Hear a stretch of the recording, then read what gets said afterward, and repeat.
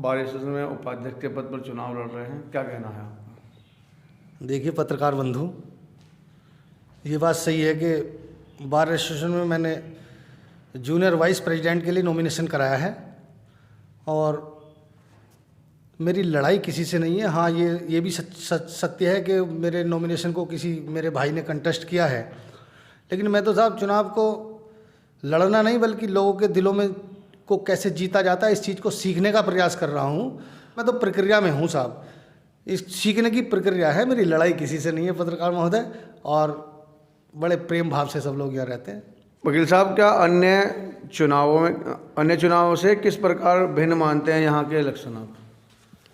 देखिए भाई साहब, यहाँ भिन्नता तो है, ऐसा तो है नहीं अभी यहाँ कोई बाहर जहाँ 543 संसद में बैठते हैं तो वो जो चुनाव होता है या लोकसभा का और विधानसभा वाला तो है नहीं, वहाँ के बारे में अक्सर कहा जाता है। और 4 लाइन मैंने अभी सुनी, किसी एक डिबेट पे चल रही थी अभी पड़ोसी राज्य में जब चुनाव हुए, उसमें कहा गया कि अजब नहीं है तुक्का भी तीर हो जाए, अजब नहीं है कि तुक्का भी तीर हो जाए, और फटे जो दूध तो वो पनीर हो जाए, और मवालियों को देखा ना करो हिकारत से, न जाने कौन सा गुंडा वजीर हो जाए।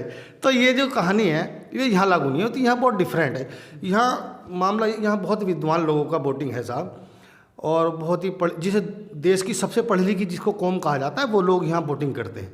और देखिए इतने सीनियर काउंसिल हैं और हम जैसे जूनियरों को बहुत कोऑपरेट करते हैं और हम लोग भी उनका बहुत सम्मान करते हैं।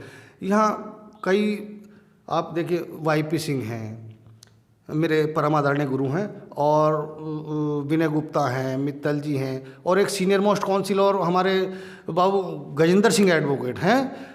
आप ये समझिए कि मैं उनको भीष्म पितामह मानता हूँ बार का।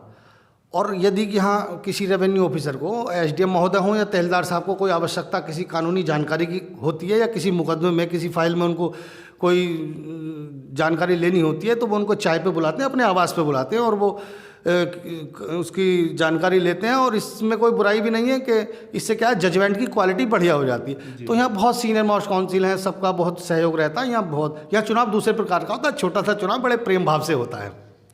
ठीक है साहब। वकील साहब, यहाँ जाति समीकरण भी चलता है, लोग जाति देख कर ही वोट देते हैं।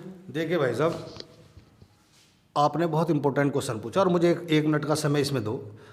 देखिए, आप बड़े जिम्मेदार चैनल से आप बिलोंग करते हैं और आप सीनियर पत्रकार हैं, और मेरा मानना यह है कि आपके चैनल को लोग देखते हैं, विश्वास करते हैं, सुनते हैं। आपने जातीय सवाल का जहाँ पूछा तो मैं आपसे रिक्वेस्ट करूँगा, मेरी गुजारिश ये है कि इसके आंसर को अपने चैनल पर भी आप चलाएं। देखिए, जातीय समीकरण यहाँ बिल्कुल नहीं है साहब। यहाँ सब लोग, और वैसे तो वकील और डॉक्टर की कोई जाति होती नहीं है, आपने देखा होगा। और दुनिया के, हमारे देश के किसी कोने में आप चले जाओ, कोई बार आपको हिंदू बार या मुस्लिम बार के नाम पे मिलेगी नहीं। और यहाँ तो सब गंगा जमनी तहजीब को जीने वाले लोग हैं, ऐसे कल्चर में हम लोग रहते हैं। ईद अगर है तो मैं भैया किसी अपने मुस्लिम भाई को सबसे पहले शुभकामनाएं और बधाई देता हूँ। होली दिवाली पर वो सबसे पहले मुझे टेलीफोन करते हैं। और एक और इम्पोर्टेंट बात बता दूँ आपको, मेरा जो यहाँ नॉमिनेशन हुआ उसमें मेरा प्रस्तावक ही वसीम जिया एडवोकेट है, वो मुझे लेकर के गए। उन्होंने फीस भी उन्होंने मेरी जमा की है, मुझसे भी फीस भी मैंने उनको दी नहीं है। और दूसरे प्रस्तावक मेरे अनुसूचित जाति से आते हैं, सुभाष भाई। तो यहाँ कोई जाति का नहीं। और गंगा जमनी तहजीब यहाँ ये देखिए साहब, मेरे 4 लाइन मुझे याद आती हैं। एक अल्लामा इकबाल थे, बड़े शायर थे, उनकी 4 लाइन है कि मैं आपको कोट कर देता हूँ कि उन्होंने कहा कि है राम के वजूद पर हिंदोस्तां को नाज, है राम के वजूद पर हिंदोस्तां को नाज, अहले नज़र समझते हैं उनको इमाम हिंद। राम को हिंद का इमाम बताने वाले, ये उस अल्लामा इकबाल की संस्कृति है, ये उस बिस्मिल्लाह खां की संस्कृति है। वो बिस्मिल्लाह खां जो काशी विश्वनाथ के मंदिर में बैठकर भगवान भोले शंकर को घंटों राग भैरवी सुनाया करते थे। ये हम तो इस पर वास्तव में हिंदू और मुस्लिम दोनों ने मिलकर के इस देश की मिट्टी को महकाया है साहब। तो यहाँ क्या है, यहाँ तो बहुत ही प्रेम भाव से सब एक साथ एक दूसरे के साथ बैठ करके चाय पीते हैं। माना आप चुनाव जीत गए तो साथी अधिवक्ता भी आपसे अपेक्षा रखेंगे, अधिकारियों से भी कई बार हकटॉक हो जाती है, ऐसी स्थिति पैदा हो जाती है, क्या कहना है इसमें आपका? देखिए भाई साहब, ये सवाल आपका बढ़िया है और मैं आपको बता दूं, यहाँ कोई भी अधिवक्ता कोई इलीगल काम के लिए किसी के पास, किसी अधिकारी के पास जाता नहीं है, पहली बात तो। और अगर जाए भी तो कोई प्रेशर कभी कोई किसी पे नहीं बनाता, लीगल के लिए बनाता है। यहाँ तो साहब इलीगल काम के लिए तो कोई क्या बनाएगा। और जहाँ तक हॉट टॉक या आपने एक प्रेशर की बात की, तो मैं कोई पदाधिकारी नहीं हूँ, पहले मैं कोई पदाधिकारी नहीं था। यहाँ क्या है दिनेश जी, यहाँ जहाँ मैं खड़ा हूँ इसके बराबर में जो मीटिंग हॉल है, आप तो अक्सर यहाँ कवर करते हैं, तो इस मीटिंग हॉल में जब कोई नया रेवेन्यू ऑफिसर यहाँ आता है, चाहे वो एसडीएम साहब हो या तहसीलदार साहब हो, तो भाई साहब यहाँ उनकी इंट्रोडक्शन मीटिंग होती है वकीलों के साथ, बार और बेंच की। तो यहाँ एक एसडीएम साहब आए थे, आईएएस अफसर थे, और वो उनका ऐसा बिहेव था कि यहाँ कोई उनका कर्मचारी अधिकारी भी उनके पास मिलने के लिए हौसला नहीं जुटा पाता था।